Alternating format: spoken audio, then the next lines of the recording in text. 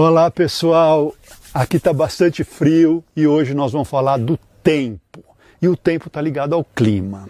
Veja bem, o tempo no paisagismo é muito importante, ele é muito diferente da arquitetura. Por exemplo, quando você tem uma obra pronta, uma casa, ela terminou, ela está acabada, ela já começa a envelhecer. Um jardim, quando você planta, as plantas sofreram, né, aquele transplante, ele normalmente está mais triste, ele não está totalmente formado e ele é um bebê. Então ele vai precisar de tempo para poder desabrochar, para poder encorpar. Eu gosto de pensar no tempo como se fosse uma espiral. A Rosa Clias falava isso, né? Então, por exemplo, eu planto o meu jardim na primavera. Ali as plantas estão mais sofridas. Depois chega o verão, elas já dão uma encorpada, né? Em outono, inverno, algumas já começam a florescer, mas aí quando chega na primavera seguinte, o jardim já vai estar totalmente diferente do que aquela primavera que aconteceu quando você plantou. Os materiais também trabalham de forma bastante diferente, né? Na arquitetura, normalmente eles estão cobertos por um telhado, e eles envelhecem com mais vagar. No espaço externo, pelo contrário, eles estão sujeitos a intempéries, então você vai ter ali sol, chuva, frio, calor. E esses materiais a gente precisa escolher muito bem para que eles envelheçam com dignidade.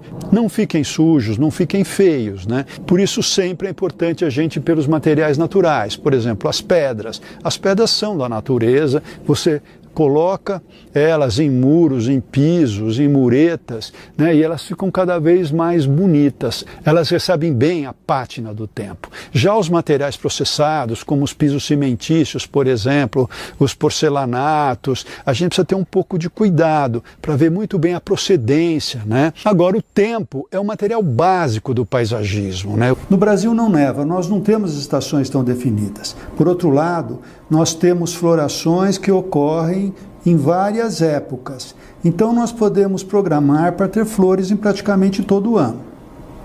O tempo também muda o espaço. Por exemplo, quando nós temos um bosque de árvores de folhas caducas, no verão quente, esse bosque vai estar folhado, trazendo frescor. No inverno frio, as copas estarão despidas, trazendo o sol tão desejado.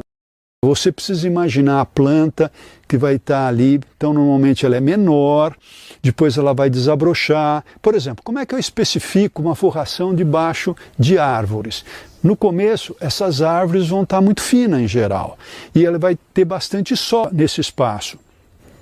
Com o tempo, as árvores vão encorpar e eu vou ter sombra sob suas copas. E aí, que espécie eu coloco então de forração? É uma espécie de sombra ou uma espécie de sol? Ou talvez eu tenha que fazer uma substituição que nem sempre é possível. Então eu tenho que flexibilizar e colocar uma espécie que no começo suporte um sol e depois também suporte uma sombra. O tempo é matéria básica.